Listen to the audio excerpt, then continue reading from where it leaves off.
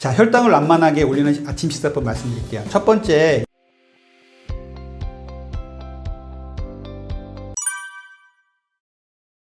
당 독소라는 말이 조금 이제 낯설으신 분들도 많을 거예요. 당 독소라는 것은 무엇이냐면은 아미노산과 당, 그리고 지방과 당이 만나서 만드는 독소예요. 이게 최종 당화 산물이라고 하는데요. 우리가 모든 영양소들은 우리 몸에서 분해되고 흡수되고 하다가 이제 빠져나오죠. 대변, 소변으로 빠져나오고 땀으로 빠져나오고 호흡기로 빠져나오는데 이 최종 당화 산물은요, 우리 몸에서 분해되다가 마지막 최종까지 남아 있어서 우리 몸에 해를 끼치는 녀석이에요. 그래서 독소라고 얘기를 붙여요.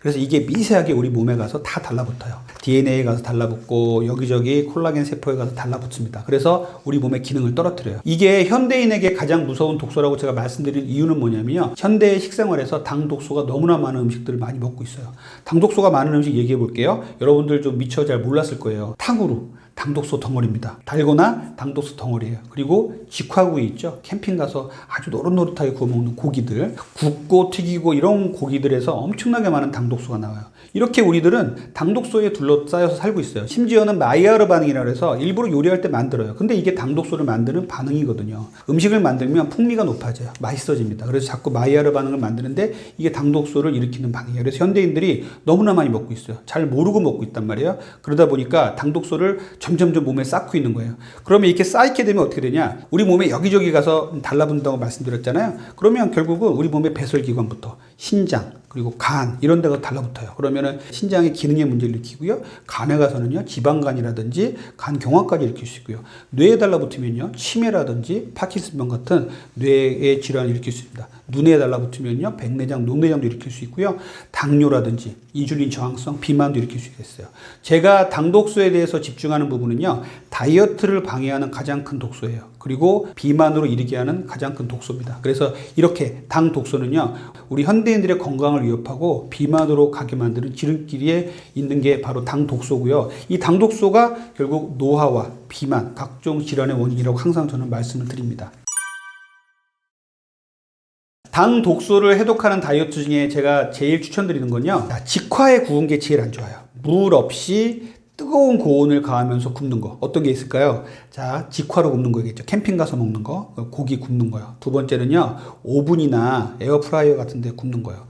여기에는 보통 200도 이상, 높게는 400도까지 올라간다고 되어 있거든요. 여기다가 닭다리, 감자튀김 이런 거 튀겨서 먹는 거 진짜 안 좋거든요. 그래서 굽고 튀기고 볶은 음식을 피하시고요. 삶고 데치고 이런 무친 음식들이 상당히 좋습니다. 그러면 보글보글 끓여서 먹는 음식들이 좋은데 결국은 왜 그러냐면요, 우리가 좀 아까 말씀드렸던 오븐이나 에어프라이어 같은 경우는 200도 그리고 400도까지 올라간다고 말씀드렸는데 물은 100도에서 끓잖아요. 그러다 보니까 100도 이상 올라가지 않습니다. 그래서 신선한 야채 그리고 단백질과 이런 것들을 이제 물에 끓여서 먹는 거 상당히 좋죠. 그런 의미에서 저는 샤브샤브를 가장 좋은 다이어트 음식으로 추천을 드려요. 샤브샤브는 100도에서 끓기 때문에 보글보글 끓여서 먹고 제일 마지막에 밥이나 면만 말아서 먹지 않는다면 최고의 다이어트 식품이 될 수가 있습니다. 저는 아침 공복에 먹지 말아야 되는 음식을 3가지 말씀드려요. 첫 번째는 커피예요. 커피는요, 공복에 드시면은요, 일단 위장장애를 일으키죠. 그리고 우리 몸에 급격하게 교감신경을 자극을 해요. 그리고 일부 연구에서는요, 공복에 커피를 먹었더니 인슐린 저항성을 만들어서 다이어트를 방해하고 당뇨 쪽으로 가게 하더라라는 이런 연구도 있어요. 그래서 아침에 일어나서 바로 커피를 먹는 거 절대 안 좋습니다. 커피는요, 꼭 드시려면 아침 식사 후에 그 다음에 드실 것을 권장을 드려요. 두 번째는 찬물이에요. 아침에 일어나서 이제 물을 먹는 게 좋다 그래서 찬물을 벌컥벌컥, 어떤 분들은 얼음까지 타가지고 정신 깨운다고 얼음까지 드시는 분들이 계신데 이거 정말 안 좋습니다. 아침에는요, 미지근한 물이 최고 좋아요. 아침에 찬물을 드시게 되면요, 우리 몸이 밤사이에 이제 쭉 이완돼 있다가 깜짝 놀라게 됩니다. 우리 몸에 이제 교감신경이 확 자극이 되기 때문에 여러 가지 문제를 일으킬 수가 있어요. 그래서 아침에는 편안하게 일어나셨으면 천천히 미지근한 물을 한 컵 정도 마실 것을 권장을 드려요. 세 번째는요, 고구마예요. 고구마는 다이어트 식품이다라고 생각하실 분들 계신데 고구마를 빈속에 먹는 거가 나쁘다는 말씀을 드리는 거예요. 고구마는 첫 번째로 나쁜 이유는 위장을 자극할 수가 있어요. 고구마에는요, 탄이 타닌과 아구질이라는 성분이 있는데 위벽을 자극을 합니다. 그래서 위장장애를 일으킬 수가 있어요. 아마도 여러분들 중에 아침에 일어나서 삶은 고구마를 먹었더니 하루 종일 속이 안 좋았어 이런 분들 계실 거예요. 아침에 공복에 고구마는 좋지 않습니다. 다른 음식 먹고 마지막에 고구마 먹는 거 일부 추천은 되지만 고구마를 빈속에 먹는 거 추천하지 않고요. 또 하나는요, 고구마가 의외로 혈당을 많이 올릴 수가 있어요. 고구마가 감자보다 혈당 지수가 낮으니까 고구마를 다이어트 음식이라 그래서 많이 추천을 했던 적이 있어요. 근데 요즘에는 고구마는 적당량 먹기가 정말 힘들어요. 맛있잖아요. 그러다 보니까 그냥 그 생고구마, 그리고 삶은 고구마, 구운 고구마, 튀긴 고구마로 갈수록 혈당 지수가 쫙 올라가요. 삶은 고구마 정도를 조금 먹는 건 괜찮지만, 식후에 먹는 건 괜찮지만 이렇게 빈속에 삶은 고구마를 먹는다는 것 정말 좋지 않습니다. 그래서 아침에 피해야 될 것들 요 3가지 꼭 지켜주셨으면 좋겠습니다.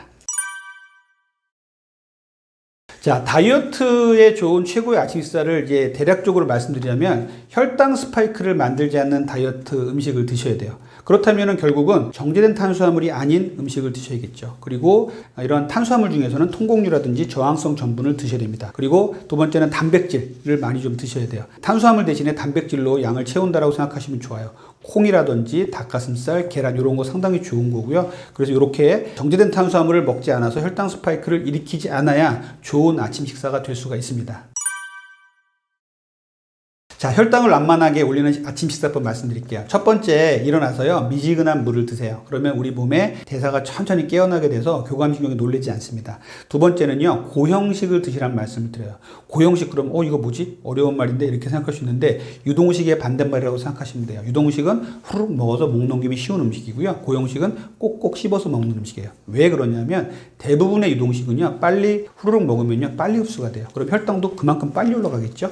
같은 음식을 고형식으로 먹으면요, 꼭꼭 씹어서 먹으면 혈당을 천천히 올릴 수가 있습니다. 그래서 고형식을 추천드려요. 그리고 세 번째는 단백질을 추천드립니다. 아침에 단백질? 부담스러운데 이렇게 생각할 수 있는데 아침에도 단백질 충분히 드시는 게 좋고 소화가 잘 되고 부담 없는 단백질 많아요. 첫 번째는 콩류예요. 콩은요, 정말 좋은 식품이죠. 그래서 여러 가지 식품들이 콩에 많잖아요. 첫 번째는 이제 대두 자체로 먹을 수 있고요. 두 번째는 낫또 같은 게 있어요. 낫또는 이제 살아있는 유익균을 먹을 수가 있고요. 그리고 여러 가지 우리 섬유질도 많고 하기 때문에 충분히 먹으면 좋고요. 그리고 두부라든지 비지같이 콩을 이용해서 만든 음식들 상당히 많잖아요. 이런 것들 좋고, 무가당 두유는 제가 정말 추천드리는 거예요. 두유는요, 다른 설탕을 넣지 않고서도 만들 수가 있어요. 그래서 무가당 두유를 잘 고르시면요, 아주 고소한 맛의 무가당 두유, 당이 첨가되지 않은 두유를 고를 수가 있거든요. 이런 것들은 좋은 단백질원이 될 수가 있어요. 첫 번째는 콩류고요. 두 번째는 달걀. 달걀은 뭐 두말할 나위도 없이 좋은 음식이죠. 완전 식품이라고 얘기하잖아요. 그래서 달걀은 포만감도 높고 소화도 잘 되는 음식이에요. 그리고 여러 가지 영양소를 충분히 함유하고 있죠. 달걀에는 비타민C와 섬유질만 없고 모든 영양소가 다 있다, 이렇게 얘기할 정도로 아주 좋은 음식입니다. 그리고 네 번째는요, 유제품에서 추출한 이제 음식으로 무가당 그릭 요거트와 스트링 치즈 같은 걸 말씀을 드려요. 무가당 그릭 요거트는요, 이제 그리스 지방에서 농축해서 만든 유제품인데요. 이 무가당 그릭 요거트는 유제품에서 얻을 수 있는 이제 아주 고단백, 농축된 유단백을 얻을 수가 있어요. 그래서 상당히 좋고요. 우리 몸에 단백질을 아주 잘 보충해 줄 수 있고, 이제 꾸덕꾸덕해서 포만감도 상당히 좋고, 또 세로토닌도 올려주기 때문에 우리 몸에서 아침에 상당히 좋다고 되어 있습니다. 그리고 스트링 치즈 중에는요, 자연 치즈라고 되어 있는 스트링 치즈를 고르신다면 좋은 아침 식사가 될 수가 있어요. 요즘에는 이제 이렇게 소세지처럼 이제 벗겨 먹는, 일에 하나씩 벗겨 먹는 스트링 치즈들이 많이 나와 있는데, 이렇게 자연 치즈도 마찬가지로 농축된 유단백을 먹을 수 있는데, 이 자연 치즈, 천연 치즈라는 걸 고르시면 불순물이 적은 좋은 치즈를 고를 수가 있습니다. 그 외에도 아몬드라든지 시금치라든지 버섯 같은 것들은 좋은 단백질의 보급원이에요. 이런 것들을 아침에 좀 충분히 드시면 좋겠습니다.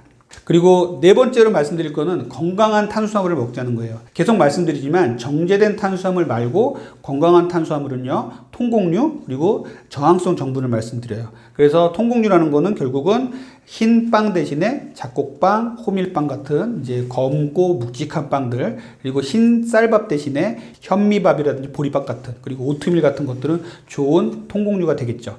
그리고 저항성 전분이라는 것은요, 우리 몸에서 탄수화물인데 우리 몸에 들어가서 소장에서 흡수가 많이 안 되고 대장에서 유산균의 먹이가 돼서 우리 몸에 좋은 역할을 하는 탄수화물이에요. 저항성 전분의 대표적인 것들이 바로 콩류입니다. 그리고 통곡류가 되겠고요. 그리고 단호박, 그리고 고구마 같은 것들은 소량만 먹으시면 좋은 탄수화물의 오늘의 보고본이 될 수가 있어요. 다섯 번째는요, 식이섬유예요. 아침에 식이섬유 상당히 중요합니다. 그래서 아침에 식이섬유는 결국은 야채를 얘기하는 것이죠. 그래서 아침에 섬유질을 먹는 거 상당히 중요하고요. 섬유질을 먹어야 꼭꼭 씹어 먹어야 뇌가 활성화되고요. 그리고 우리 몸에서 혈당을 올라갈 수 있는 부분을 완충작용을 한다고 말씀드렸죠. 그래서 완충작용도 해주고 대변을 만들 수 있고 포만감도 유지시킬 수 있는 이러한 좋은 조건을 가진 아침 식사가 되겠습니다.